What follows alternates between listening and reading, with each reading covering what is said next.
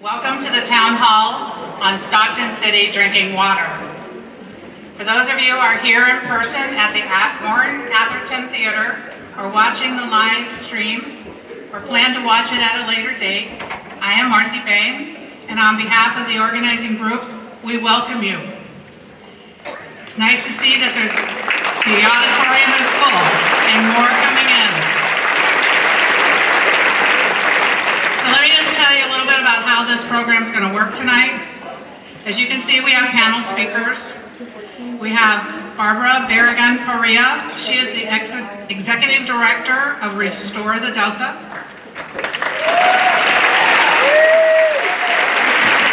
We have Bill Jennings, who's the Executive Director of California Sport Fishing Protection Alliance.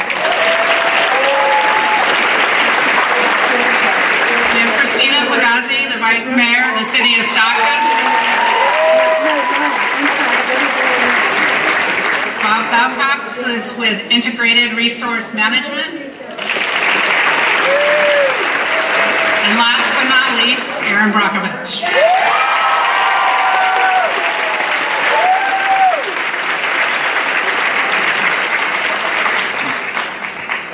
So we also have some of our community members who are here with us. We have Heidi and Jeremy Heck, who started Stockton United for Healthy Water.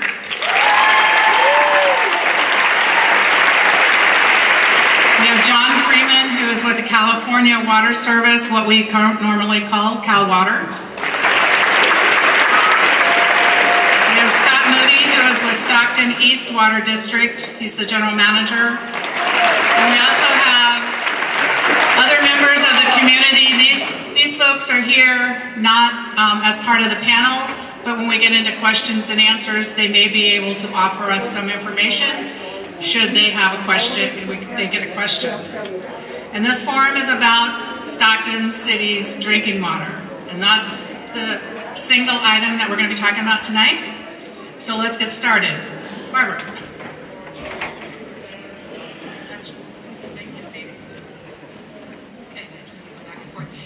Good evening. My name is Barbara Barrigan-Parrilla. I'm Executive Director with Restore the Delta. I'd like to thank Marcy for the introduction, and I'd like to thank the invitation for this event from Vice Mayor Christina Fugazi and from Mayor Silva. I also want to say thank you to all of you for taking the time out from your busy schedules to be here to learn more about water and water quality. And I'd like to say welcome to our guests, Bob Bowcock and Erin Brockovich. Thank you for taking the time to come visit us in Stockton. I think a number of you have heard me talk about the Delta throughout the years, or perhaps you attended one of our screenings of our documentary narrated by Ed Begley Jr. When it was out in 2013-2014. Our campaign was founded 10 years ago at a town hall, actually here in Stockton at the University of the Pacific, with 70 people. Today, we have over 30,000 supporters throughout all of California.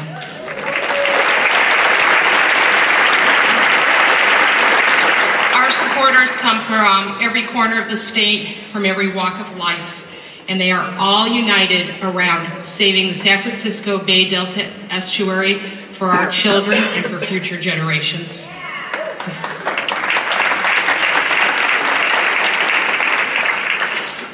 Our tagline, if you take a look at this up here, is to make the Delta fishable, swimmable, drinkable, and farmable, which is tied directly to the Clean Water Act. That has been our tagline since the day we started. We're responsible for our education and outreach program for thousands of newspaper, television, and radio hits every year. Everything from the Stockton Record to the New York Times, from the Rio Vista News Herald to Forbes magazine.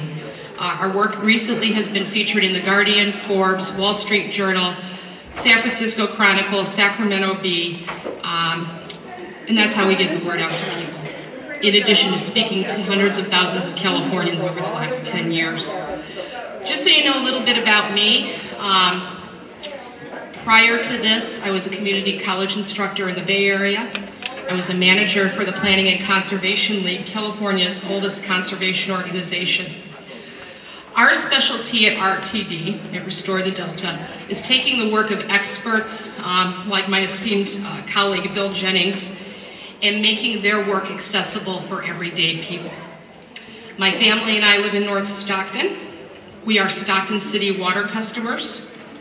We drink filtered municipal water in our homes.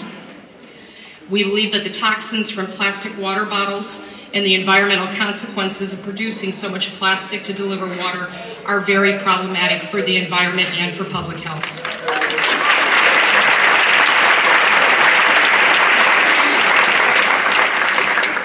Our work at Restore the Delta centers on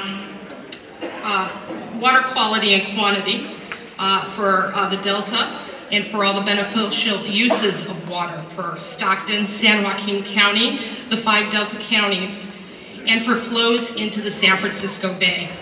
We fight every day to protect the largest estuary on the west coast of the Americas, the magnificent wildlife, the iconic fisheries it supports.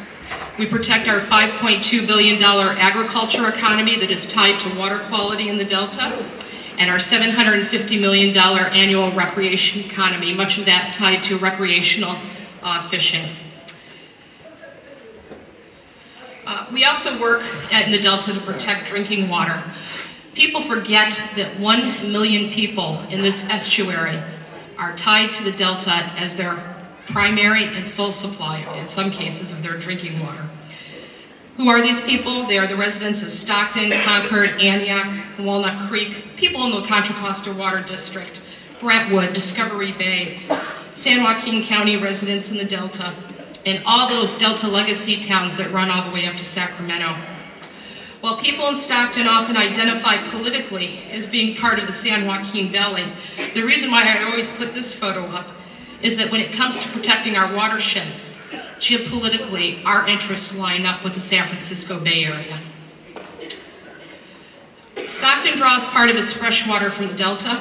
Ironically, Stockton did not have a right to draw water from the Delta from a municipal use for over 160 years.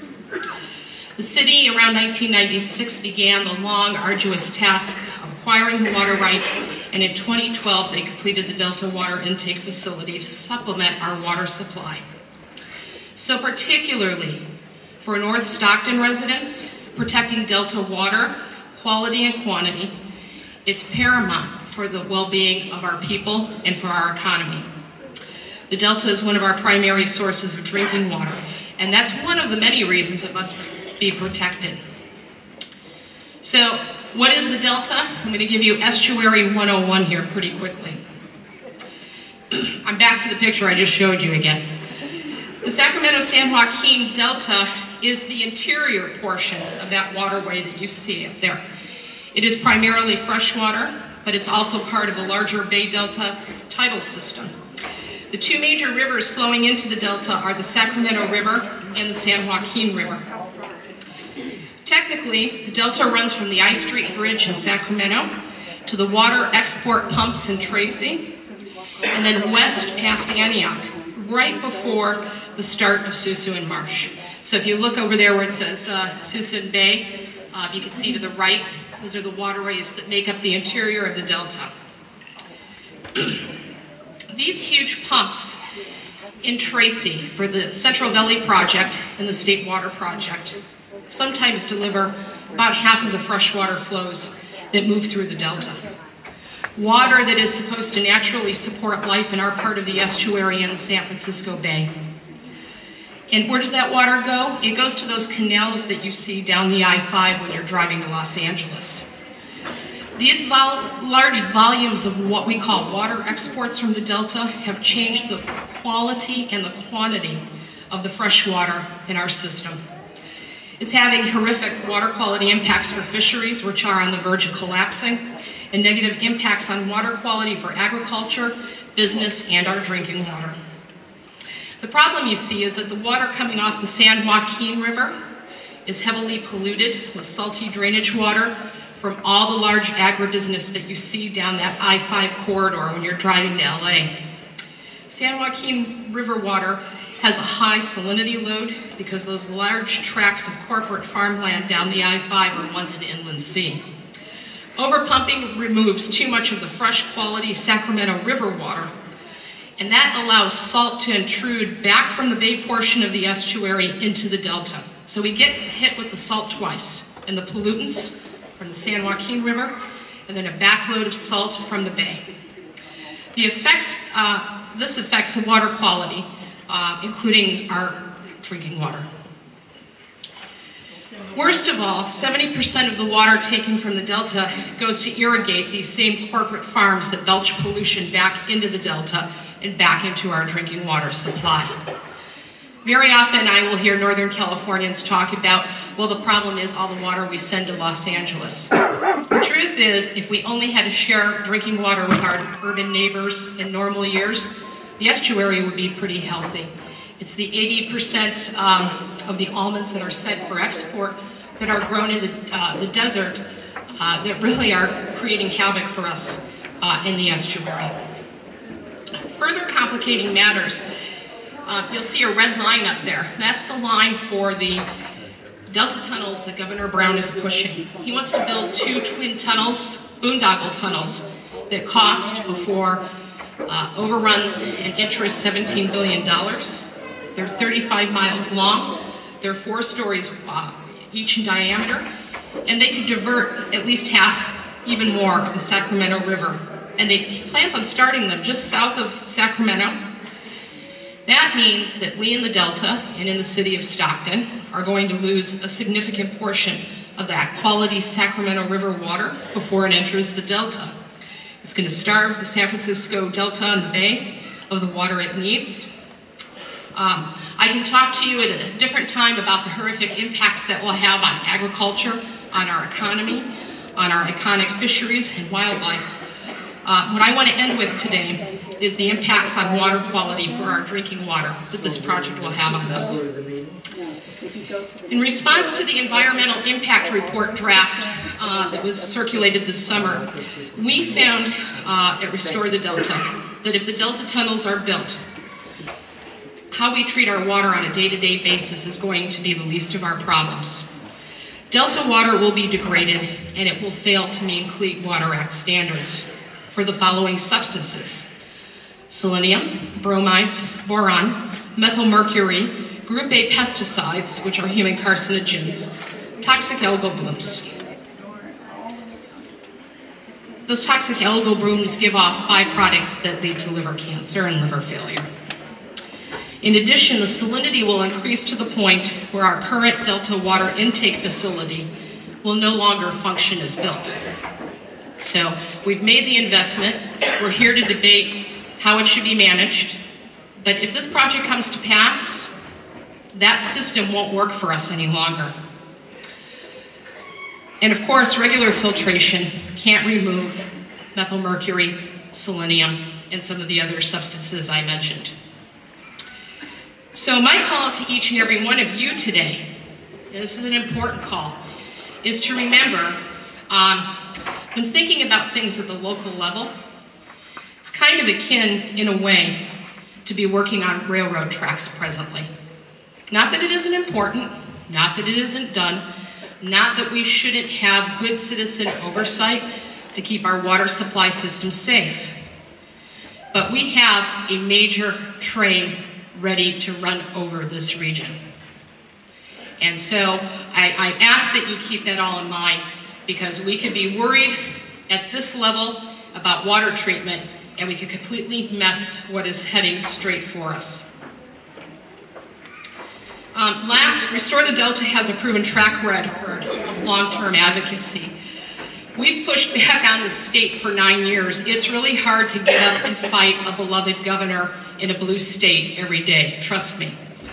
This is a pivotal year for us, and as long as we stay focused, I do believe through a combination of activities we will win this fight. Californians are with us. We welcome citizen partners. We want you to safeguard water quality at the local level, and of course to join our growing ranks. We're happy to share techniques with you for conducting sound science and economic research for the questions at hand. And I can't stress this enough today. You know, change comes from having an equal balance of head and heart. You want to listen.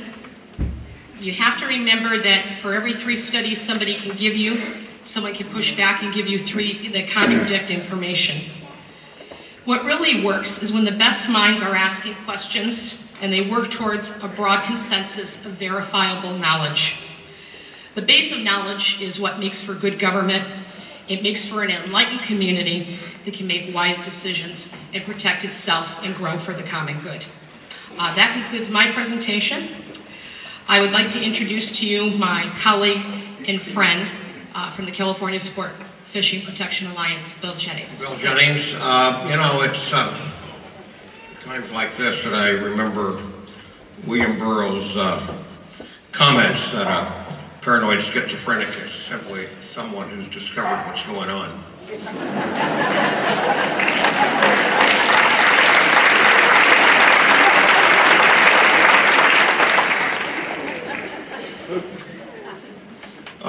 Given the contentiousness of this issue, I had my remarks reviewed by 3 individuals that collectively have more than a century of professional expertise in water quality and treatment, aqueous chemistry, and public health issues.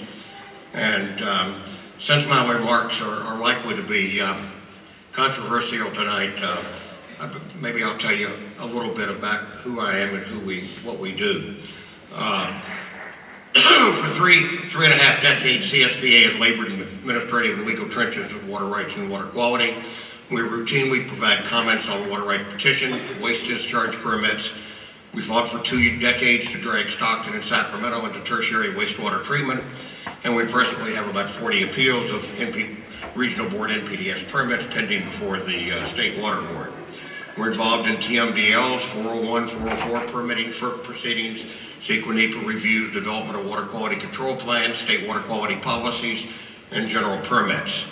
Our initial Clean Water Act lawsuit compelled East Bay Mud and the Regional Board to clean up the toxic waste of Penn Mine on the McCollum River. Since then, CSP has been a plaintiff in almost 500 Clean Water Act lawsuits. In Northern California, the U.S. Department of Justice says that we're the leading citizen suit enforcer in the entire nation, and we keep a rotating docket of about 35 and 45 lawsuits.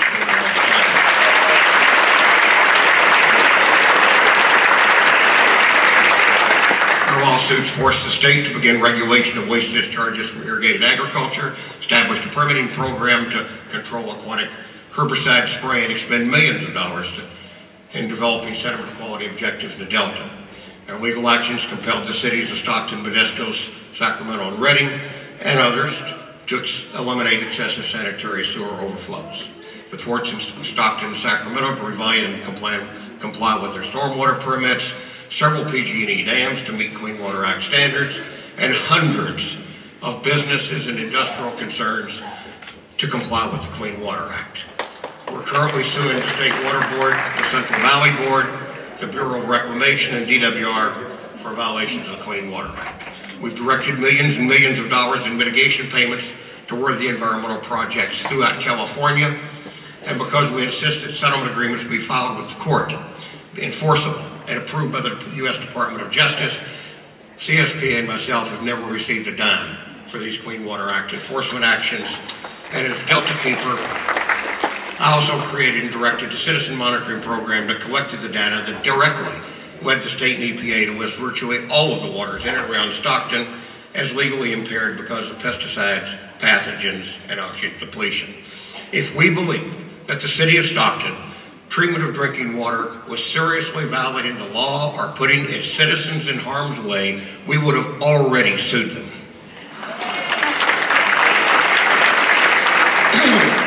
And considering the context and the allegations surrounding this issue, let's look at things. Promulgated water quality criteria exist for only several hundred regulated constituents under the Clean Water and Safe Drinking Water Acts. The existing criteria are not fully protected because they fail to adequately address additive and synergistic interactions, bioaccumulation, chronic sublethal impacts, and breakdown products that can be as toxic as more toxic than the original compounds. Criteria are frequently economically based Rather than health risk-based, existing criteria ignores the universe of more than 90,000 chemicals routinely used in national commerce, many of which are likely carcinogens, immune suppressors, reproductive and development toxins, endocrine disruptors, mutagens, and so forth. Every day, the U.S. produces or imports some 42 billion pounds of chemicals. That's 130 pounds of chemicals per person in the United States. Thousands of new chemicals are introduced each year. Many of these chemicals are hazardous to human biology and ecological processes, yet we don't know the health risks of the vast majority of them. Of approximately 90,000 chemicals in common use, fewer than 2% have undergone comprehensive toxicological testing. We don't have a precautionary principle in the country that requires one to prove a chemical is safe before it's introduced into the environment. Consequently, all of our bodies contain hundreds of toxic chemicals that were not part of the human chemistry in 1940. Now, all water quality systems are imperfect. The Safe Drinking Water Act and EPA provides EPA with the authority to set and oversee the treatment of drinking water. EPA has set maximum contaminant levels to about 90 different constituents, but all aspects of water treatment systems, coagulation, flocculation, sedimentation, filtration, the primary and secondary disinfection, corrosion control, all have limitations. They all have risks. All disinfection products, ozone, UV, chlorine, chloramines, and others have limitations, risks, and create disinfection byproducts. That said, drinking water treatment and disinfection has been the single greatest advance in human life protection in the 20th century and saved millions upon millions of lives. All filtration processes have pluses and minuses. Membrane filtration, like Stockton uses, is classified by EPA as the best available technology. It can eliminate, bacteria, cysts, giardia, cryptosporidium, suspended solids. It will not address certain constituents like viruses, dissolved substances, and they can clog that require extensive maintenance. You still need disinfection. Carbon or GAC filtration is effective, classified as the best available technology. We recommend carbon filtration. We like it, but it's not perfect. Its efficiency depends on the source of the carbon. It doesn't effectively address certain classes of organic chemicals or pathogens. Higher molecular weight constituents can dislodge lower molecular weight constituents adsorbed to the carbon. Fluctuation of source water contaminant levels can desorb or smooth off the adsorbed contaminants. They're expensive, maintenance intensive, and you still need disinfection. Reverse osmosis is by far the best. It's incredibly expensive and maintenance intensive. So all disinfection processes have advantages, disadvantages. Chlorine disinfection is effective at pathogen removal. As a strong oxidant, it also removes many of the constituents of concern, emergency concern, like pharmaceuticals. But it's dangerous to work with, highly corrosive, creates byproducts like trihalomethanes, haloacidic acids, bromate, and others. Chloramine disinfection is also effective and tends to be more stable, less toxic, with fewer known byproducts. But chloramines are potentially corrosive and can create byproducts, especially in bromide iodide waters, which are unregulated. Stockton does treat corrosion. UV is effective, but it's got its downsides, just like ozone. But is chloramine treated water safe? Well, Stockton moved to chloramine disinfection because of the needs to comply with the 80 microgram limit for trihalomethanes. There were a series of exceedances that weren't great. I mean, remember that compliance is based upon averages and standards are predicated upon long-term exposure. But 100 million Americans drink chloramine-treated water, and their cancer rates are not statistically different from people who drink chlorine water. Denver and Portland began using chloramines in the 1920s. Boston began in 1932. In California, San Francisco, all of the East Bay cities, Metropolitan Water District, and we talked to them yesterday, and they told us that they were pushing the last of their service area onto chloramine treatment. Right now, I mean, the Los Angeles, Beverly Hills, Santa Monica, San Diego are all on chloramine-treated water. Santa Clara Water District in the Delta, Brentwood, Mountain House, Tracy, and now Stockton. Chloramines can create DBPs. For example, you know, they're carcinogen. Nitrosome dimethylamines, I mean, you know, dimethylamines, you know, NDMA for short. But they're not a major source in drinking water. Studies by the California Department of Health Services in San Francisco found extremely low concentrations or non-detects in drinking water. But it is routinely found in tobacco-cured meats, beer, cheese, toiletry, shampoos, cleansers, and household pesticides. It's a bad actor. And there are other DBPs that have varying or unknown levels of concern. Living is risky. And so what are the acceptable risks? You know, using EPA risk factors, if everyone in Stockton drank 2 liters of water containing 100 micrograms of trimethanes, that's 20% over the limit, for every day for 70 years, the city could expect an increased average of about 1.3 treatable cancer a year. Last year, Stockton experienced 44 homicides, 23 traffic fatalities, and an estimated 400 deaths from medical malpractice. EPA studies found that the average home contains more than 1,000 different chemicals, and women who work outside the home have a 54% higher death rate from cancer than women who work outside the home.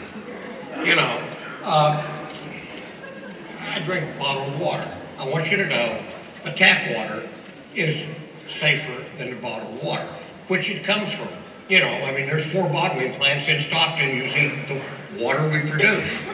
And yet we also get the phthalates, you know, a serious reproductive toxin that's used in the production of plastic. You know, mortality risks attached to almost everything we encounter in our daily lives. Limited resources must be prioritized to first address the most serious threats. And so that's why, and given the demands and constraints of Stockton's budget and ratepayer pocketbooks, we believe the city made a reasonable and a defensible decision that does not pose an unreasonable threat to human health. If the Stockton City Council wishes to require carbon filtration, we would support it. However, the benefits would be marginal and the cost prohibitive, considering the other pressing needs in Stockton. And so, what is the real threat to water quality? It's the governor's proposed Delta tunnels. Because if constructed, the loss of millions of acre-feet of the best quality water entering this estuary will increase the concentration of all the toxic constituents present in the Delta. It will increase the residents' time for those constituents to interact with the environment. The increased degradation of surface waters would likely force Stockton into major upgrades in wastewater, stormwater, and drinking water treatment, and a corresponding massive increase in utility rates. Then that would pose a real threat to your health, your quality of life, and your pocketbook. And I guess that concludes what I'm going to say, and I'd like to introduce Vice President Christina. I want to first preface this presentation before I give it by saying that my goal is that everybody in Stockton has clean, safe drinking water.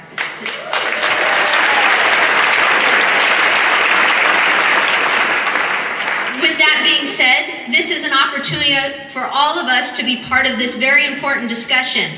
Tonight, I am giving you the presentation that I was provided to by staff because they are not participating this evening. Now, I know that many of you are disappointed by that, but it is important that this information still be shared with you. And that's why I am here to share this information with you and do my best in order to present it. So, as we go through, we were out today, and just so you know, the area that is going to be affected initially with the chloramines being added to your water is in the northern region. It is in the top pink area, so the area north of the Calaveras River. And for those of you that aren't sure about where the Calaveras River is, it runs north of the UOP campus. So Brookside Road, it kind of splits the city right there. The area below that then is Cal Water, the area in yellow. So we have 3 different water suppliers here in Stockton. And for the northern area, right now their water is being provided by the Delta Water Supply Project. So the different elements to this. So one of the reasons why we had to move to the Delta Water Supply Project was because we had to be able to prove and show that we were able to adequately here in the city supply water to all the residents of Stockton. Now, as you know, Stockton started in the downtown area and has progressively moved in an outward fashion. The newest homes that we have are in the northern area of Stockton, at least the largest amount of new homes that we have. The Delta Water Supply Project provides water to those homes. It was authorized in 2007, and in 2007, just in full disclosure, I was on the Planning Commission for the City of Stockton, and we were discussing we voted on the general plan, the 2035 general plan. And I'll tell you, I voted no on that general plan because of my concerns with being able to provide for our citizens in this town at the rate that we were growing. Little did we know that the ground would fall out from under us and that we would be going into the next great recession, so to speak, being the #1 foreclosed city, homes in Stockton here. So as we go through here, the project was completed in May, and it was fully completed with all systems go, as you can tell by the slide, in January of 2015. So on this next slide, so where does the water come from? So we have 12 miles of pipe that brings water from the San Joaquin River, and I'll be showing you a slide of the intake site. So we have 12 miles that brings that water to the Delta Water Supply Project site and where it gets processed before it gets brought to your homes. Here's a picture of where it's located, and it has the pumping station there, and it is operating 24 hours a day, 365 days a year, and there is staff there that are monitoring this and making sure that we are getting that water in the correct fashion. So once it gets to the Delta Water Supply Project site, what does it go through? So the first thing it goes through is the ozonation. That is an immediate treatment. That is an immediate disinfecting treatment, and that is to control the taste and the odor of the water that's coming in. Those of you that have ever been out there, you know that you can smell the water. You smell the area that you are boating on or you are fishing in. Okay? Then comes the floccination and the sedimentation. What happens is it first goes through the floccination, and that is a 15-minute, roughly 15 to 20-minute process before it's then transferred to the sedimentation process, where it then gets filtered through there. After that point, it goes into another building. So this is an outdoor facility, and like I said, I'll show you pictures. From there, it goes into the microfiltration room, where it has these membranes. There are 10 stations, and each station has 122 tubes. Within those tubes, then, are canisters that do an even finer filtration down to 0.1 micron. Now, some of you might be saying, well, how small is 0.1 micron? So if you were to take, a strand of hair, and you were to look at the diameter of that strand of hair, so how round it is, okay? So smaller than that, okay? So it has all these tubes in it. I mean, they are literally, it almost looks like my hair. That's the best way I can explain. So if my hair was on top of my head, it has these tubes that cascade down, and the water filters through those tubes, and it provides, then there's 30,000 of those tubes that it goes through. From there, it goes through the next level of disinfection, which we have the chlorine as the primary and the chloramines as the then residual or secondary portion of that. So here is a layout of the water treatment plant. So you can see up in the top, the blue line is where it's coming in. So at the very top of the screen in the center. Then from there it goes through the ozone, okay, the ozonation, and then it comes down and you can see the different fields where the floccination and the sedimentation and then the membrane filtration building. That's an entire building. And I just want to let you know that those are cleaned. They go through a very high, rigorous cleaning system for those as well. So if I was to give you the particulars, they do a citric acid wash on those every 720 hours. And in between that, they do a bleaching cleaning of those as well. On top of that, the life of those is anywhere from 7 to 10 years, and they get monitored along the way. From the membrane filtration, then you go out and you have the treated storage water up at the top. Before then, it goes out to your homes. So this is what the treatment plant looked like in 2012. This is the actual footage of what it looks like, actual pictures. So then let's talk about the total trihalomethanes, what that is. So that's what is causing us to now use chloramines. Okay, so when you have these organic compounds then that are a byproduct of doing the chlorine treatment, if that number is above 80, which it's listed up there, 80 parts per billion, not parts per million, but 80 parts per billion, and you have it in 4 quarters, and I'll talk about that a little bit more, it triggers us having to do something because of the new regulations regarding this. The chloramines that are being used, the city has said that those are stable and persistent, that they are able to have a longer life, if you so to speak. So I liken it to maybe an Aleve versus an ibuprofen. So it's probably not the best analogy, but you need to take ibuprofen more often. Aleve is supposed to last you 12 hours. So the life of the chloramines is longer than the life of the chlorine. You've already been told about how long this goes back, how many years it goes back, and who's all using it, so I don't need to repeat that. So this is strictly regulated. We have the EPA that sets the standard. We have the Centers for Disease Control and Prevention that also provides us with what we need to be doing that, as well as public health, and of course our water board. So as you go through there, the city of Stockton uses anywhere from 1 to 4 milligrams per liter. Now the CDC allows you to use up to 50 milligrams. We're not anywhere near that number.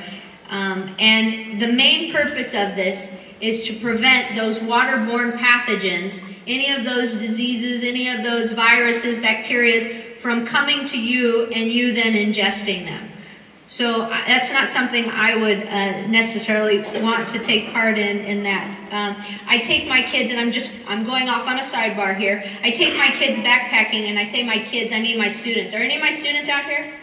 Do I see any of you? Oh, I see some over there. There's a few of them here. I take them backpacking to Yosemite. And this past year, in September, we actually went up to Clouds Rest. And Clouds Rest is 9,960 feet above elevation. And when you get above a certain elevation, actually the UV radiation is supposed to provide enough of a disinfection for the water to be safe to drink. We still disinfect our water. We either put iodine drops in it or we put bleach drops into our water. We just put 3 into the liter. We then wait 30 minutes before we drink it. And we do that just to be on the safe side. Okay, because you wouldn't want to be out in the back somewhere for a week and get something, a bug in you. That would not be good. This here is the timeline. So I know that there's been discussion about, you know, where did this come from? How did we arrive here? Did you guys vote on it just last week and now we have it in our water? That wasn't the case. As I said, I wasn't on council at the time, but it has been a relatively long process. with several meetings. We have our water advisory group, which is a member of citizens on that committee, and my appointee is sitting over there. He's been on it since early of 2015. We also have the council committee, which is the Council Water Committee, which is made up of our city council members. So it goes from the water advisory group, we'll have these discussions and public hearings, to then the council water committee, which then delves deeper into it before it moves on to city council. And then it moves on to city council as well for a presentation, and hopefully at that time, whenever there's a discussion item on there, that we get some feedback on that. There also was, as it says there, outreach to public. Some of that outreach did come in the mail. It came in your bill. I can say, I admit, I don't read the things that come in my mail necessarily. I just look at the window and see what the bill is and then pay it. So I know that I'm at fault for sometimes not reading those items in there. This here. So I know it's a whole lot of numbers, and I'm going to talk a little bit about it, but the one thing I want to point out is that the city now is going to be putting up the table, the monthly table of our water readings, so that you will be able to go to the website and see what is happening with my water. I want to know what my water was last month, what were the readings, and it will give you the range as well. So what is an acceptable number? You know, if you go and get a blood test, for example, I had to go and get my blood sugar test. What was the acceptable range? Well, if my blood sugar was above 90, I could be potentially pre-diabetic. You know, so it's going to give you the range as well as what our reading was. So that's something new that we're going to be starting. On this next page, you can see the numbers. So you can see where we were above 80. There's an 82, a 96, 82, 82. On this next slide here, so we used to be able, believe it or not, we used to be able to dilute hot spots. Okay, so if we had an area that had a reading like 96, we could dilute the water to make that number go down. We can't do that anymore. Okay, so there are new regulations that require the city to then step up their treatment of that water. And that's where we are right now. So you can see that it does a running average. Then there at the bottom we have 84 over there and 82.5, which are above the acceptable range of 80. This next slide here, this is something that has been brought up that we should be discussing. So there's been a lot of association between Stockton being the next Flint. And I just want to... Thank you, Frank, for ad-libbing there. I just want to assure you that we do not have lead pipes in the Delta Water Service Project service lines. There are no lead pipes anywhere in that. And that's what one of the concerns is in terms of the corrosion that happens when you add chloramines to the water. Because the thing about chloramines, where chlorine will dissipate, chloramines stay active as it goes through the pipes all the way to your house, so when you turn on the water. We have no history, okay, of having any of this lead leaching into our system. This is in the newer part of town. Now, I live in the Cal Water District area. I live in central Stockton. My house was built in 1937. I have seen my pipes. They are awful. And I've thought about replacing them, and then I saw the cost and I said, I'm okay right now. But I just want you to know that I want to assure you that there are not lead pipes in this. We have copper, we have PVC, there are other types of pipes, but not lead pipes. So I really, would like to have the public understand that. And then finally on this is, I turned that off. It was talked about the risk. And I said, I'm glad I made it here. I know I personally take different risks. Are there any cops here? I do drive over the speed limit occasionally. I know I shouldn't. But there are certain things, and I don't want to take a risk with my health. I want to, and I especially don't want to take a risk with my parents' health. I want them to be here as long as I'm here. So we all die on the same day, because I just don't want to have to go through that. But I do want to tell you that the best thing for me that came out of this discussion was with my students. And I have up here a stack of their papers. I teach high school science, believe it or not, and I teach marine science, and we talk about water all the time. And I will read an excerpt from one of the papers. Before this debate, I really didn't know about everything in my drinking water. Okay? But now that I do, I'm not sure that I feel really good about it.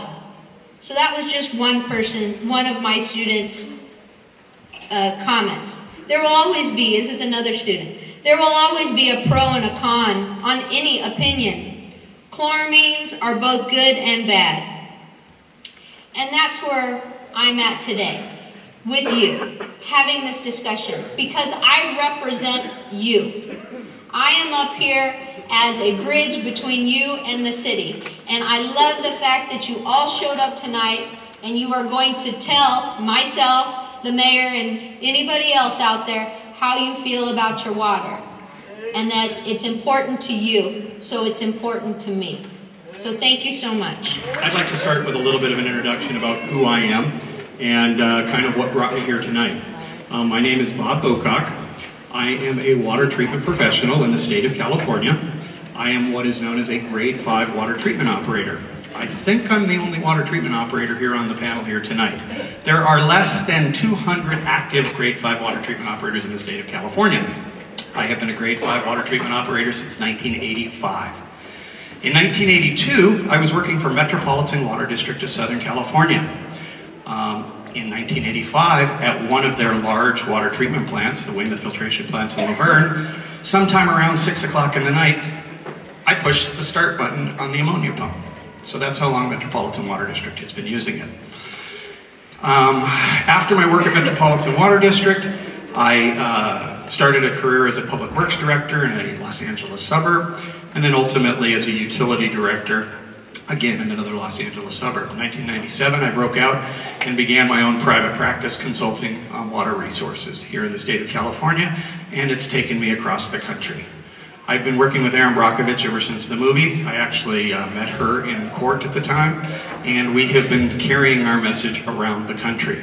When I speak to you tonight, I'm speaking to you from a background and a perspective that has a national implication. We've seen what's coming. It's one thing to hear that chloramines been used for 90 years in San Francisco and Denver and all these other cities. But that was for a 180-degree different purpose.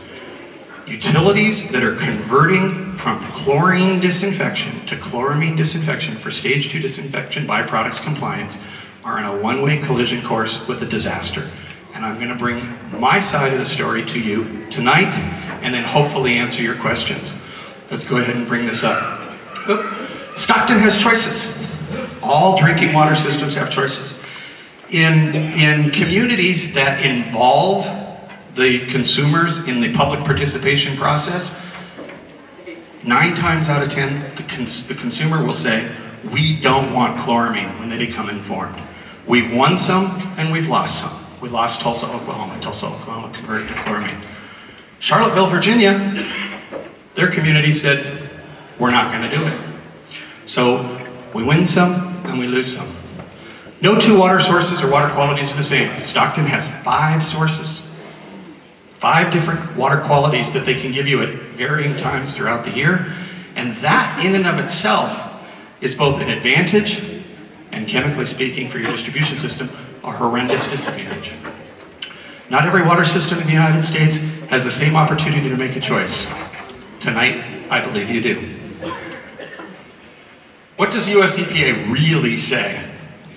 They are a big monstrosity of a bureaucratic organization that doesn't say a lot. And if you go on their webpage and you Google chloramine, you'll see some stuff that was put up about 10 years ago, and they haven't really updated it much. But what they did say is that the best way to control disinfection byproducts is to regulate the known byproducts and to limit the quantity of disinfection byproduct precursors. You've heard them referred to as organics. To make it simple, it's dirt. Decomposing plant material, allowed to react with disinfectants, trihalomethanes and haloacidic acids, that's the HAA5s, are useful indicators for measuring disinfection byproducts in chlorinated drinking water because they commonly occur at levels that can be easily measured. As the earlier presenter said, there's some 90,000 chemicals out there. There are thousands of disinfection byproducts. Thousands. They regulate 9 because we can sample for those. And if they're present, you assume the others are present, and therefore, that's the regulated compound. I will share with you that the disinfection byproducts regulation has taken 30 years to get us where we're at today. If I want to start to impose a drinking water regulation, someone said earlier, 90 chemicals out of 90,000 are regulated in drinking water, 90 chemicals. If I started a regulation today, and I was blessed with a child today, my child would graduate college before that regulation would become law. US EPA currently does allow chloramine conversion. They allow it. US EPA has a list of disinfectants that can be used. Chlorine dioxide, ozone, chloramine, UV.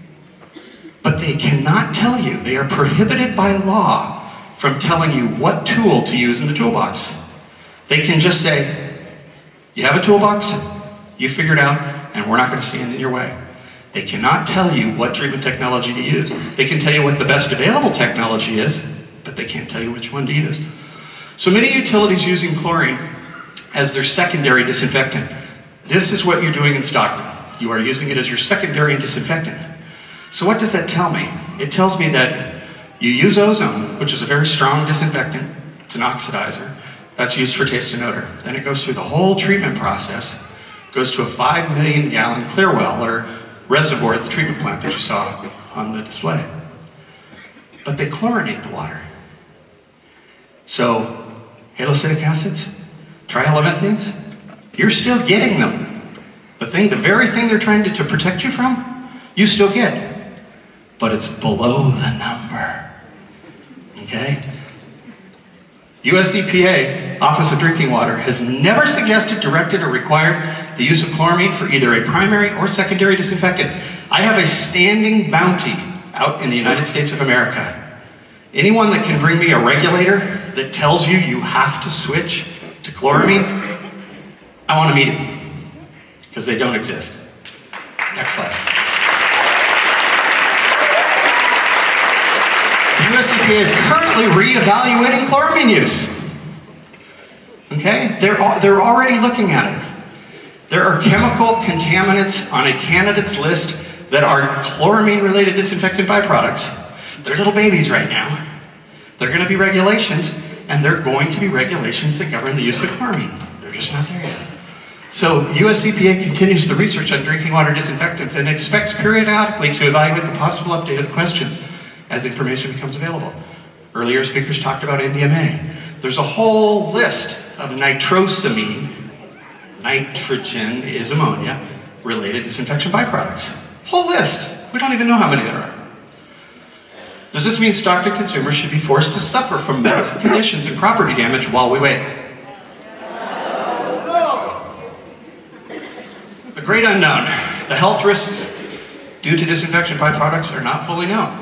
However, a substantial number of these agents were demonstrated to be biological assays back to 1979. So 1979, Nixon signed the Safe Drinking Water Act in 1974. Actually, I think he might have got the boot, and he did part of it, and then Ford did the other part.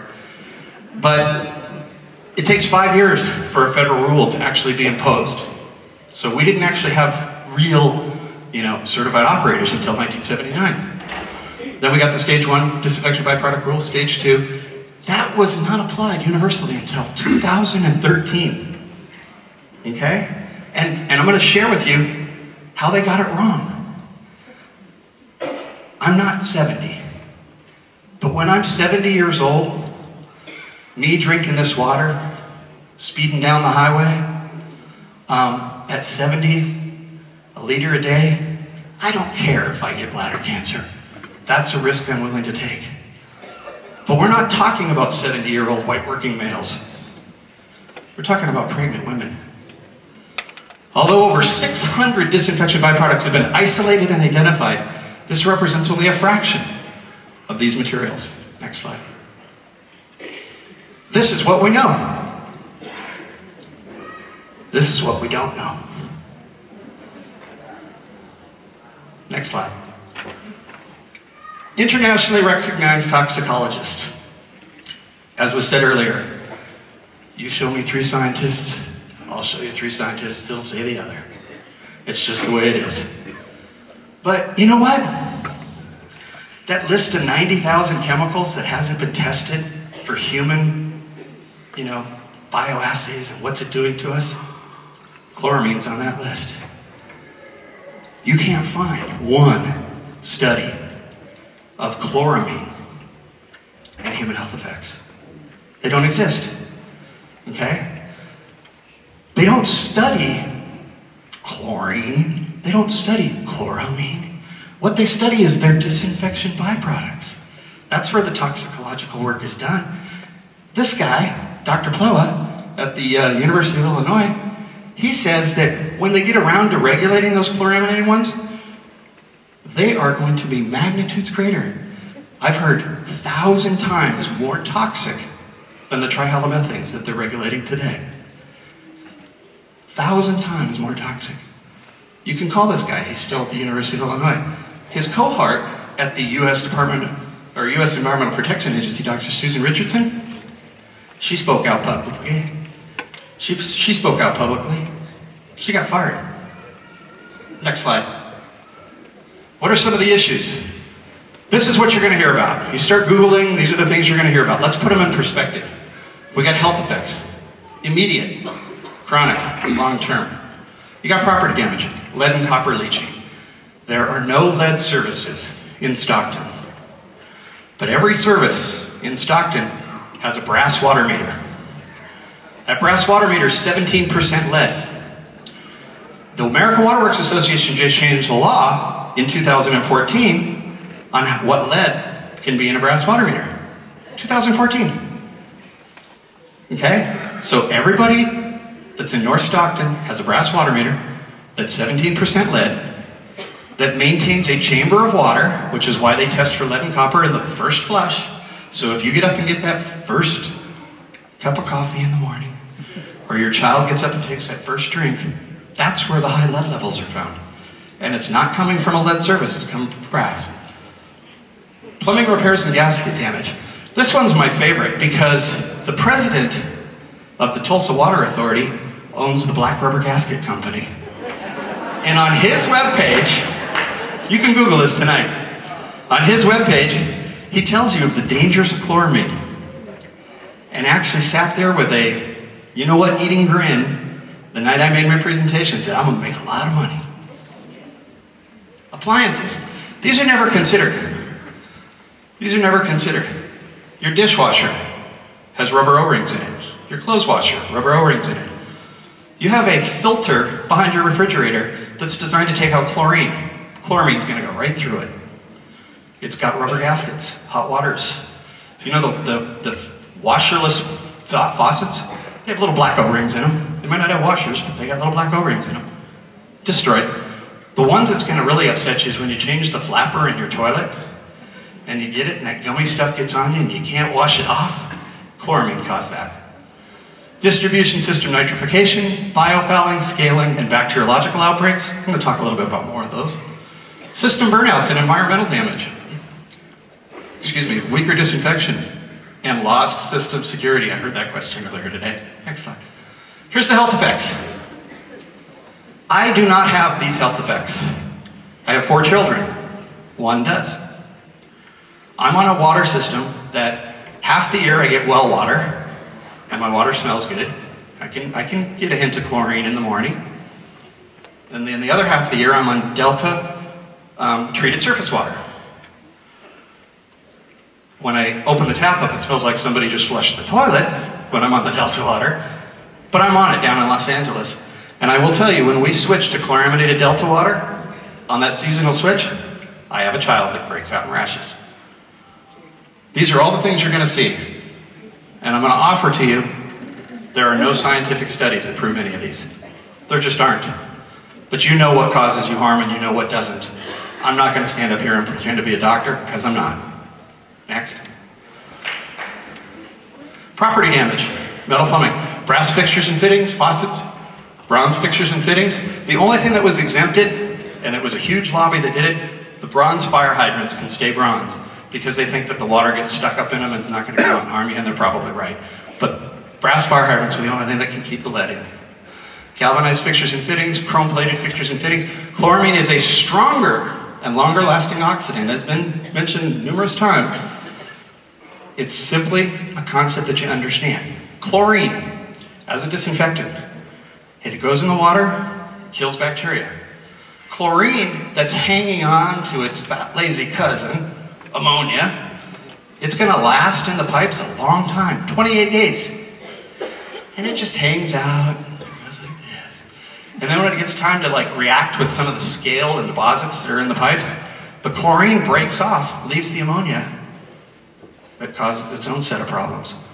But if a fire hydrant gets knocked off and all that chloramine water comes out and it goes into the storm drain and it goes out into a channel, like they just had in Palo Alto that gets water off the Hetch-Hetchy system from San Francisco, massive fish kill in the creek. Why? Because the chloramine will make it all the way into the ecosystem where the chlorine will evaporate off. Next slide. Plumbing and gasket damage. I went into this at great lengths. All the black gaskets. Something that Erin and I were just made aware of within the last 48 hours.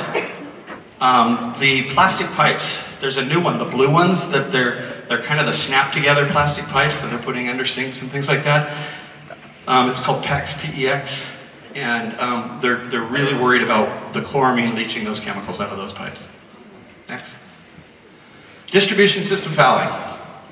Nitrification is a microbiological process, converts ammonia and similar nitrogen compounds into nitrite and then nitrate. Nitrification can occur in water systems that use chloramine for their residual disinfectant, distribution system disinfection.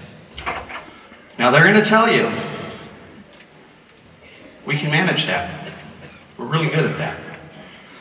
I will tell you that even the large, wonderful and powerful Metropolitan Water District of Southern California, with their water quality lab of 85 people and all their grade 5 treatment operators, are going to have to do a chlorine burn this year. Okay, because they have a nitrification problem. So even the big and smart and powerful still stumble and still have to suffer a chlorine burn. The problem is greatest when the temperatures are warm and the water usage is low, i.e. the drought situation this year. Warm summer day, water sits in the pipes, there's a chance that you're going to increase nitrification. So based on prior knowledge about how you had trihalomethane formation, the same conditions in your distribution system that cause trihalomethane formation cause nitrification. So if you had a THM problem, you're going to have a nitrification problem. Next slide. Distribution system biofouling. This is what it looks like. That's the inside of your pipes. That's the inside of water pipes practically everywhere in the world. Flow comes in, you get scale. Scale is a biological process. All the different things, corrosion, you get the organisms in there. You get all that slime that grows in the bottom there, and you see over there coliforms. In drinking water, the only bacteria we test for is coliform. And it's an indicator. It's much like the THMs that we test for. If there's coliform present, you all have it on your hands right now. Coliform is a pretty, popular bug. It's out there in the environment. So we test for that in drinking water. If it's present, then you test for E. coli, which is the much more dangerous bacteria. But you only test for the presence or absence. There's no number. There's either coliform present, and you did a bad job, or there's coliform not present, and everything's okay. What you don't test for, that's starting to become very common because of this rapid switch for stage 2 disinfection byproduct compliance, a lot more E. coli outbreaks. Legionella, like we've never seen before. Brain-eating amoeba in the southern states. People ask me, there were 20 water systems in Louisiana that had the brain-eating amoeba in the drinking water supply, and just like Legionella, if you drink it, you'll kill it. But if you're in the bathtub or you're in the shower and you inhale it, it can cause problems. why didn't we find brain-eating amoeba in other places? They didn't test for it. A surefire way to prove something doesn't exist is don't test for it. It ain't there. This is what biofilm looks like. The brain-eating amoeba is that big word on the bottom there in Latin. It's just called the brain-eating amoeba. Next slide. This is what a chlorine burnout is. Okay? Now, some people will tell you, we can manage it and you'll never have to do it. I submit to you, most systems have to do it. As a matter of fact, there are a number of states, North Carolina, Texas, that require annual chlorine burns. Now let me explain that process to you. You turn the ammonia off, you turn the chlorine up, and then you flush the fire hydrants down the street until you flush all that biofilm and nitrification and slime out of your pipes. Okay, that's a chlorine burnout. And they do them at least a month, way past 6 weeks. Most systems have gone as long, that we're experiencing, go about 85 days. Why? Because 85 days fit in that 90-day window when you test for trihalomethanes. It's the funniest thing. Most chlorine burnouts start out on the weekend of the 4th of July. They take their June quarterly samples, turn the ammonia off, turn the chlorine up, and start burning the snot out of the distribution system. What happens when they increase chlorine into a system that's full of organic material? Trihalomethanes, they blow past 80, blow past 150, they go 200, 300 parts, we see. Okay? But it doesn't matter, because we don't have to test for it until the end of the 90-day period. So you just all get to consume those high levels of trihalomethane for that 90-day period. And then even if they screw up and they actually take a test, they get to average it out over the year anyway.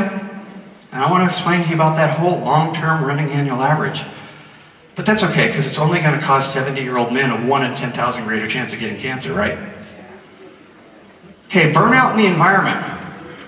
Where does the sediment, biofilm, and high level of chlorine, because sometimes the chlorine's in there because they're burning it out, but the initial flushes are chloramine, where does it go? Right into the local streams in the Delta. And they will tell you, under the NPDES, the Clean Water Act, this is where I call the mashup of the Safe Drinking Water Act and the Clean Water Act, they'll tell you that potable drinking water is exempt from the NPDES program.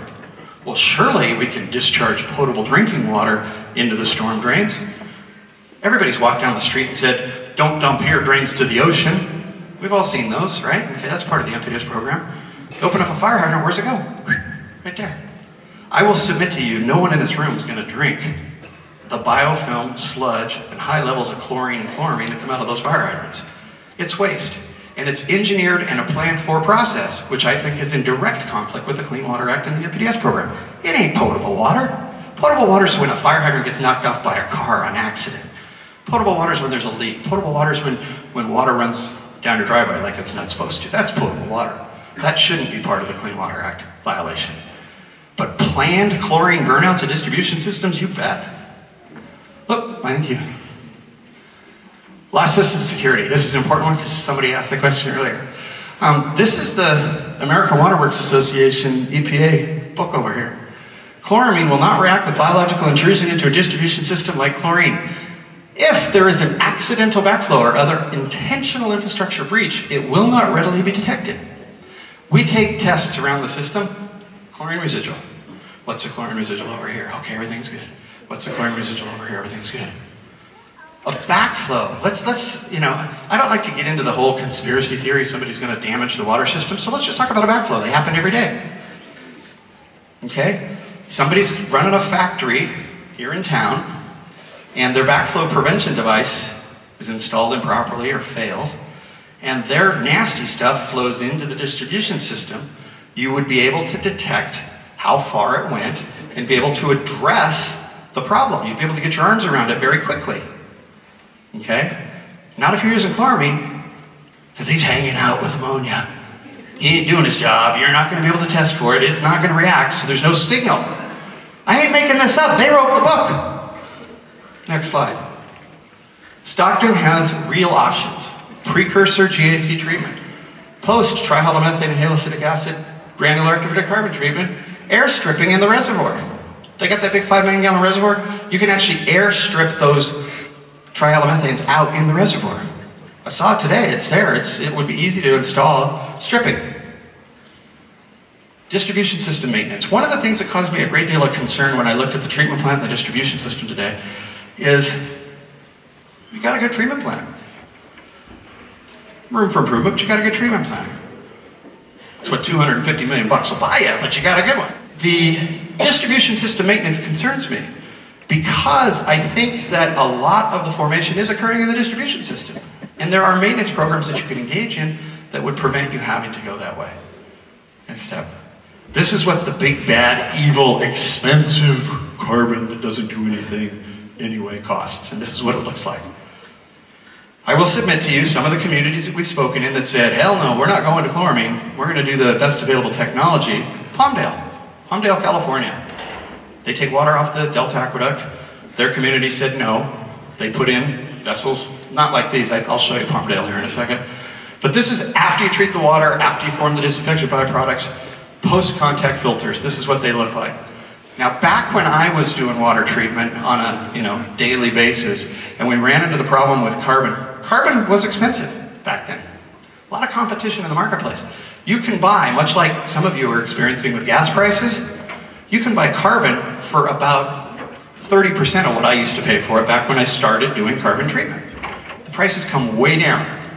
Some of the neighboring utilities have actually converted to granular activated carbon right here in Stockton. And the reason is always cited cost. Cost, and there's other problems with it, and the maintenance costs. Maintenance costs are nothing. It just runs and you change it out. There's nothing associated with that. I will submit to you everything that's been said. You got to pick the right kind of carbon. There's probably 75 different kinds of carbon out there.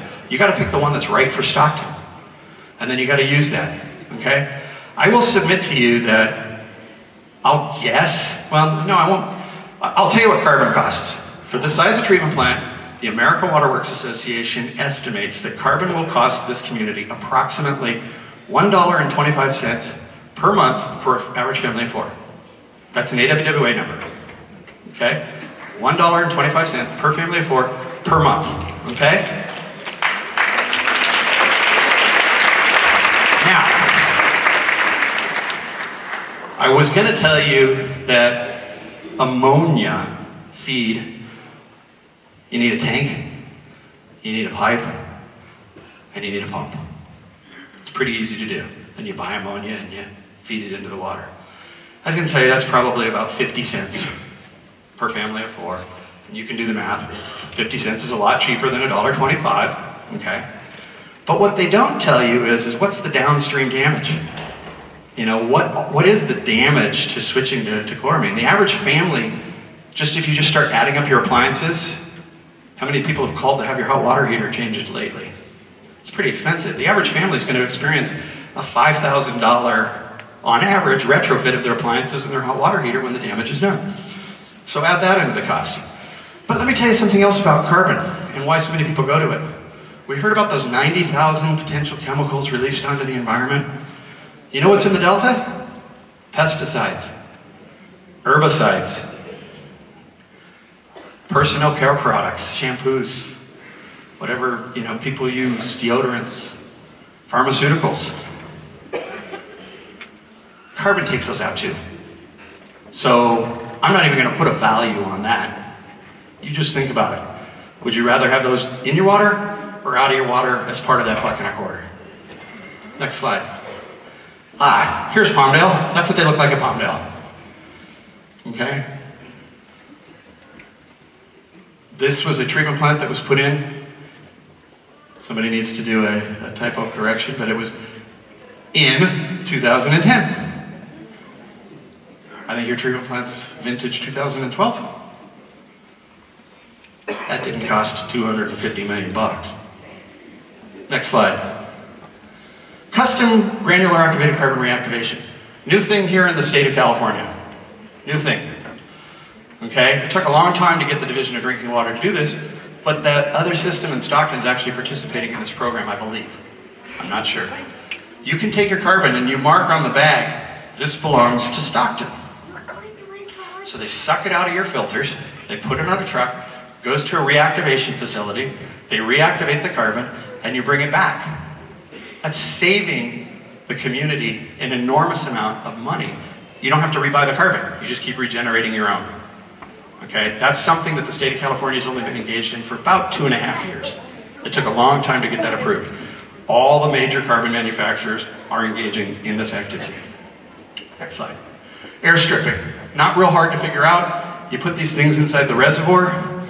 Okay? Air stripping is an important thing that I want you to be thinking about when I get on to the next part about it. But air stripping, THMs are volatile organic compounds, meaning they volatilize. You blow them like that, they blow out in the air. Okay? So they off-gas. You can get rid of them that way. And that's an acceptable treatment practice. Next slide. Converting to chlorine. Ladies and gentlemen, it is a temporary fix. New disinfection byproduct regulations are in the next 3 to 5 years. You're going to be revisiting this problem. Chloramine is the duct tape compliance of the stage 2 disinfection byproduct rule. It's the real pretty sexy duct tape, but it's duct tape just the same. You have the additional health effects, you have the plumbing and property damage, you have the bacteriological outbreaks, you have the environmental damage. You pick. Next slide. That's it. Bring up the other one. This is going to go quick because this is, people are always saying, oh, why did you and Erin come out? What's going on? We came out, and Erin's going to elaborate on this more, because you guys called us. And I initially thought that it was because of the Flint thing and people saying, when are you going to come to Stockton? It's happening here, blah, blah, blah. That happened. But I forgot that back in November, Erin actually Facebooked about your THM violation. And then because I got pushed on it, I found out you had more than a violation here in Stockton.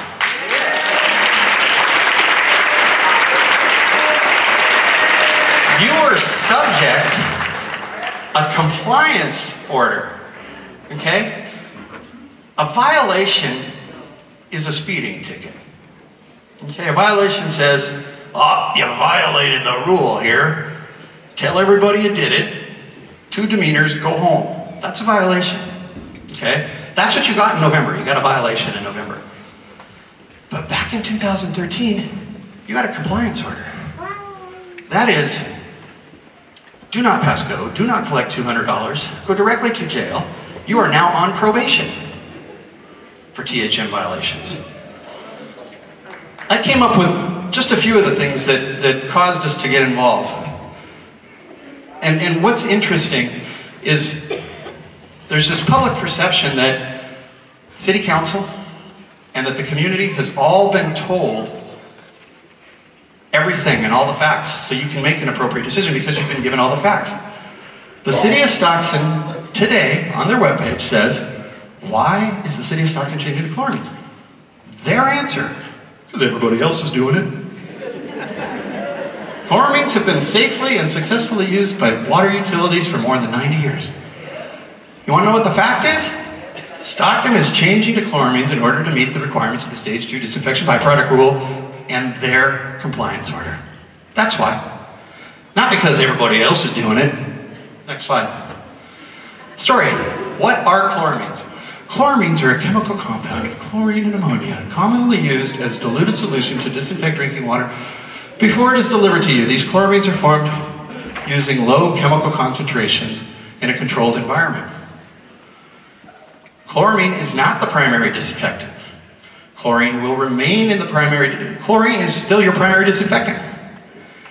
We talked at the treatment plant today. Chlorine is what gets you your compliance with contact time. Your CT time is achieved in the 5 million gallon reservoir. They don't add ammonia until after the reservoir. Chlorinated disinfection byproducts will still form. You're still going to get them. They're just not going to be 80. They might be 60, 65, 70, 75, but you're still going to get them. Residual, not yet regulated toxic chloramine disinfection byproducts are also going to form, so you're going to get both. And the distribution system is not a controlled environment. The distribution system is not a controlled environment. Chloramine as a disinfectant. Monochloramine, dichloramine, trichloramine. Trichloramine is dangerous. Mono and dichloramine. They are beautiful chemicals in a laboratory setting. They actually look pretty cool coming out of the water treatment plant. But when they go through that distribution system that I showed you a picture of earlier, they make ugly, ugly, ugly chemicals and compounds. Why did the city select chloramine disinfection over other options? The city selected chloramine disinfection because it forms fewer disinfection byproducts, is more stable and longer lasting than free chlorine, and the most cost-effective option. In fact, Stockton's primary disinfectant remains ozone and chlorine. US EPA recommends organic removal. Free chlorine will last much longer if organics are removed. This is an important concept. If there's no dirt in the water, you don't have to use as much chlorine. You use less chlorine to achieve the same CT ratio. You just have less chemical in the water. Feeding ammonia is the cheapest way to sequester the chemical reactions between chlorine and organics. Straight up, it's the cheapest way. Next slide. Well, I noticed a change in my taste and odor of my water. Utilities that use chloramine often experience fewer taste and odor complaints than utilities using free chlorine. Taste and odor associated with the use of free chlorine are related to the organics and not the chlorine. When you smell your water and it smells like a swimming pool, that is not chlorine. That is trihalomethane. What you smell are the THMs and other reactions, not the free chlorine. Next slide. Are chloramine a common way to disinfect drinking water? This is their question, and it's got the same answer as the one before. Chloramine provides a more stable but weaker secondary residual disinfectant. It's not usually considered a primary disinfectant. In this case, it is not a primary disinfectant. It is your secondary disinfectant. Actually, it's your tertiary disinfectant because you use ozone first. Stockton's primary disinfectant is ozone. Ozone is a challenge with Delta water as it produces regulated bromate from bromide, which is a big problem. Back to that whole salt. We get the double hit of salt. That's what he's talking about. Comparisons drawn between systems that use chloramine and low organic waters to maintain a residual in large distribution systems is dishonest. Denver, Colorado. Coors uses the slogan, "It's better up there," for a reason, folks. They don't have dirt in the water to begin with. San Francisco, Hetch Hetchy. Portland, Oregon, Bull Run. Portland, Oregon didn't even start chlorinating until 4 or 5 years ago. Systems with organic contamination problems that use chloramine to sequester reactions that form disinfection byproducts are masking a myriad of other water quality problems. Chloramine just covers them up. In October 2015, testing showed that at other locations, the water system exceeded the maximum contaminant level of 80 parts per billion of trihalomethane. The long-term running average for trihalomethane collected at 2 sample locations west of Interstate 5 and northeast Stockton ranged from 2 to 4 parts per billion higher than the established standard. The city of Stockton has served trihalomethanes in excess of 130 or 50 parts per billion over the maximum contaminant level. Not just at 2 locations and not just once. We saw that chart that was put up earlier, had all the 130s, 110s, things like that. In one water department YouTube video, the city manager says, it's just 2 blades of grass. Okay? It was 50. Now let me tell you why I'm concerned about the trihalomethane story and about chlorine burns. I am not worried about the 70-year-old man that's going to get cancer. What else is 90 days long? A pregnant woman's trimester. Okay? 15.7% more miscarriages of women in their first trimester. 15.7%. And that was a study done by Kaiser Permanente working with the state of California. 15.7% in the first trimester. If you're in your second and third trimester, low birth weights. These are, once again, for every scientific study, there's a scientific study that says yes, no, and maybe, but I will tell you that the most recently published study is a Kaiser Permanente study that talks about pregnant women. Drinking water regulations are based on what? Drinking.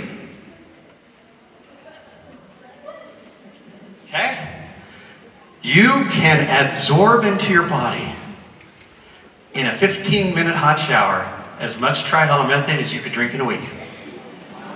It ain't regulated. If you're pregnant and the city's going through a chlorine burn or they're in a THM violation, do not take a hot shower. Ladies, tell your husbands, I ain't doing the dishes. Okay? It is the inhalation. Pounds of chemical into our lungs. Inhalation. Dermal contacts. Absorption. Okay? I am not concerned about the 70-year-old white working male. I'm concerned about the pregnant mothers. You need to use an alternative. Here's what they tell you in their thing. You do not need to use an alternative water supply such as bottled water. This is not an immediate risk. Trihalomethanes are organic chemicals that form when disinfectants react naturally occurring organic material in surface supplies. Maternal exposure to trihalomethanes may be associated with fetal growth retardation compared to, here's the statistics, there was a 23-gram reduction in birth weight in infants to mothers that exposed to greater than 80 parts per billion. This is that study. Trihalomethanes during the second trimester for 20 part per billion increase in THM, the estimated reduction in birth weight was 2.8 grams. And for pregnancy, average exposure is 2.6 for the second trimester exposure. I'm not a doctor, ain't my study, blame Kaiser Permanente. Next slide. Here was the same thing. Women with high personal exposure to trihalomethanes during the first trimester of pregnancy had a 15.7 compared to a miscarriage rate of 9.5 among women with low THM exposure, adjusted. I don't know how they do that stuff. Adjusted. Next slide. There's the study. Kaiser Permanente, 5,144 pregnant women living in areas of California. Next slide. With increased conservation this year due to the drought, water may be holding the city storage and distribution system longer. The excuse demonstrates our concern that the distribution system presents water age and design problems. Conversion to chlorine will have significant contribution to nitrification and biofouling. If you had a THM problem, you're going to have a nitrification problem. Once the THMs were determined, the city took immediate action. The ability to change water sources among 5 water quality chemistries presents a great opportunity and a significant distribution system challenge. If you can switch water qualities like that, your water chemistry is going to be changing frequently. Next slide. I think this is it. We anticipate resolving the problem within the next 3 months. 3 months, 90 days, 1 trimester, and it's not an immediate risk. Next slide. That was it. So with that, I've taken a lot of your time. We're going to stick around and ask some questions.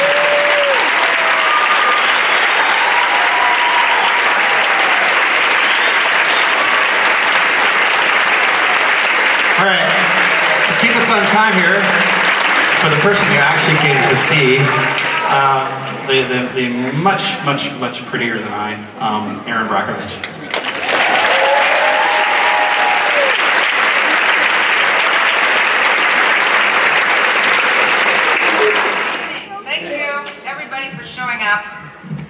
I may or may not walk around. Bob, thank you so much. He can be a hard act to follow, but he came tonight because he wanted to share some facts with you.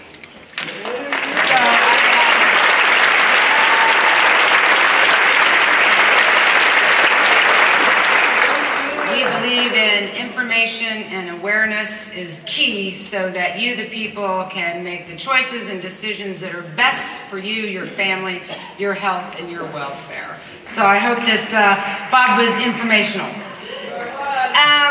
I do want to share something here with you tonight that I feel like I really need to say. And that is a thank you to somebody who showed great courage and great leadership in inviting me here tonight. That's your mayor sitting right over there.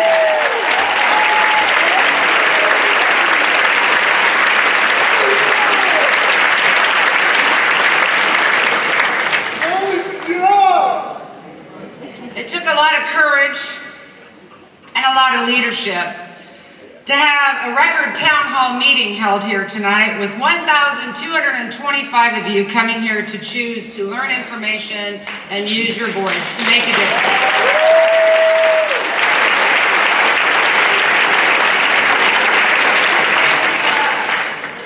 You know, I can't believe that I've been out here for 22 years and I've been dealing with this and coming to community meetings like this, not because I'm some troublemaker.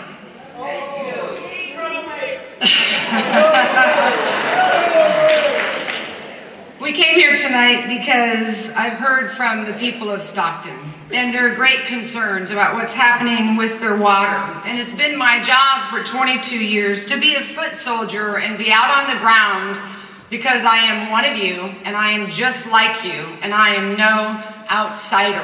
We are all one when it comes to protecting our water.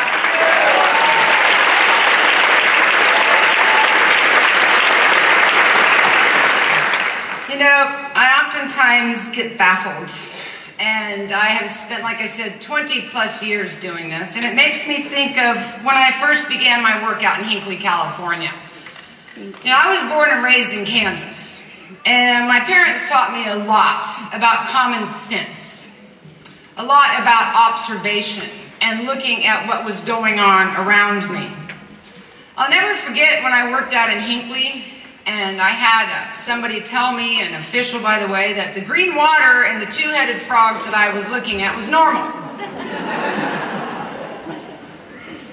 Now, this is happening in a whole lot of places, and I am baffled why our officials or our agencies do not listen to what is happening to the people when they experience water changes, when they say it smells different, day in and day out. And on my public Facebook page, we've been exposing and showing these water problems across the country.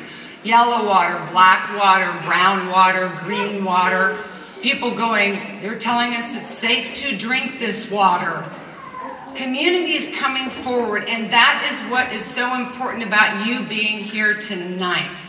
An open, honest, transparent moment in a town hall where we can share with each other what's happening to you. Because people do experience symptoms when they have chloramines added to their water. They aren't certain what's going on, and what they're looking for is some truth. People often think we can't handle the truth, but we can, because it isn't until you know the truth that you're empowered to make different choices for yourself and for your family, your health, and your welfare.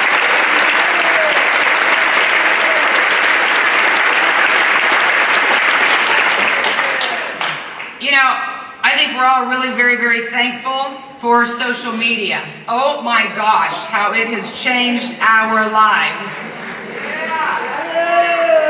It lets us reconnect with each other. It lets us find out what's not only going on in somebody else's backyard, but what's actually going on in our own backyard. We're waking up every day learning more information, and that information is key into how we will change our lives. As I said, I'm so appreciative for all of you coming tonight and for your mayor having this meeting tonight. I do know that your city manager was not pleased that we were all coming here. I do wish that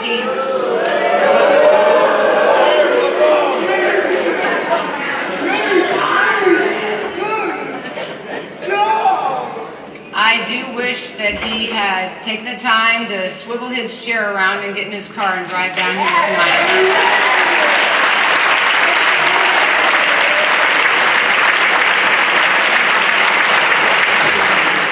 I think there's nothing more important than your elected leaders hearing from you and the change that needs to be made. So, you know, so much has changed for me, and I'm not an outsider, for heaven's sakes. I used to live in Lodi, California, so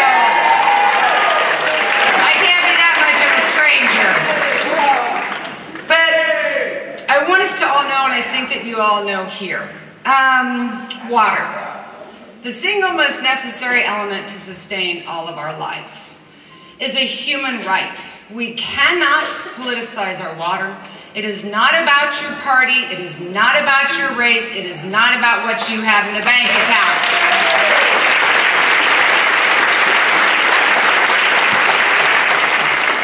It's our issue. And what is important to me, and tonight I wanted you to be able to hear from your officials. I wanted you to hear both sides of an argument. I'm not going to talk too long because we want to hear from you. Tonight is your meeting. It is about your concerns, and we want to hear from you.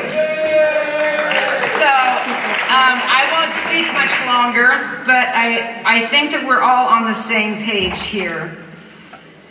I share with communities oftentimes, and sometimes it hurts my feelings because they're surprised. See, Superman's not coming. It's not. It's going to be up to us to begin to save ourselves. It's going to be up to us to get involved. And that's exactly what I want you to do. Get involved. You know what? Show up at one of your city council meetings. Have you been too often? Because they're in there just talking to themselves. They won't know what's going on until you let them know what's going on. And we have had very effective results in getting communities motivated and involved. We did this down in Carson, California, where 3,000 members came forward, and the council heard what they were experiencing and didn't know what they were experiencing. Sometimes there can be a disconnect in what we need to do, and what we want to do at these meetings is reconnect your voice, and have you get involved so you can see the changes implemented that you want in your town, in your water, and in your backyard. That's your right, and we want you to take charge and be empowered by doing that, because you will turn the dial and you can make a difference in your own backyard. Please.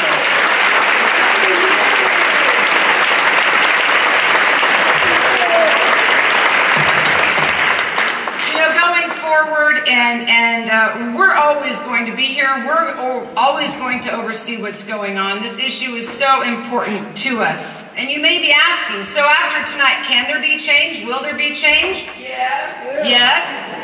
And that's going to be up to you, right? Perfect. Because other communities have done it, whether it be in Poughkeepsie, New York, whether it be in Champaign, Vermont, Charlotte, Virginia, Palmdale, California. I could name countless more cities, and I heard tonight you're not like Flint, but let me tell you, you are like Flint, because they had every reason not to stand up and use their voice to make a change, to be heard. We now have national attention to them because of your voice, because of you showing here tonight. That is exactly why you are like Flint.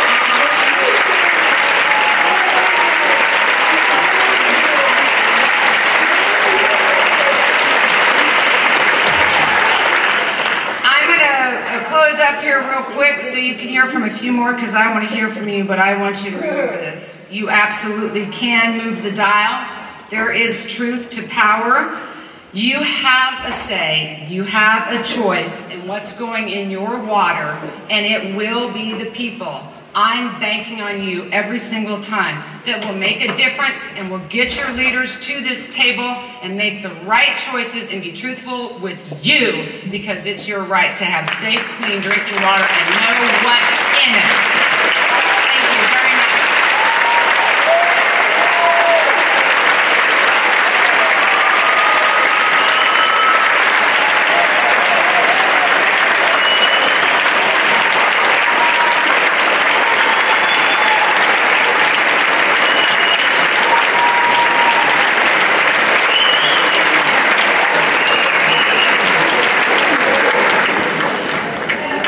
Okay, ladies and gentlemen, we're going to allow for your questions and comments here. We know it's getting late.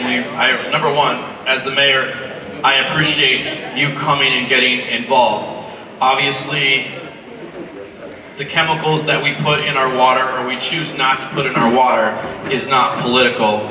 It's simply about keeping our families safe. So we're going to get started with the panel here, and we can also hear from Stockton East as well. And if you want to speak, there's a microphone here to the right of the stage and to the left of the stage, and you're able to come. You can wait in the line. We're not going to be able to get through everyone's questions, but anyone on the panel can help chime in and answer these questions so you can get the information you're looking for. Also, if you've signed in and left your email and cell phone numbers, we'll be able to contact you about future meetings we're going to have. I want to thank, first of all, President of Delta College, Kathy Hart, for allowing us to use the Atherton Auditorium. Can we say thank you to her?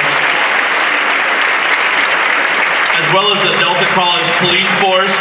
They're A+ in my book, as far as I'm concerned. I want to thank some of the public officials. We have members of the Water Board, formal council members, some planning commissioners, Mr. Freeman from Cal Water. We have folks from the school boards. We want to thank them for coming as well. So we're going to get right in it. And so, gentlemen right there, just state your name and then go ahead and ask your question.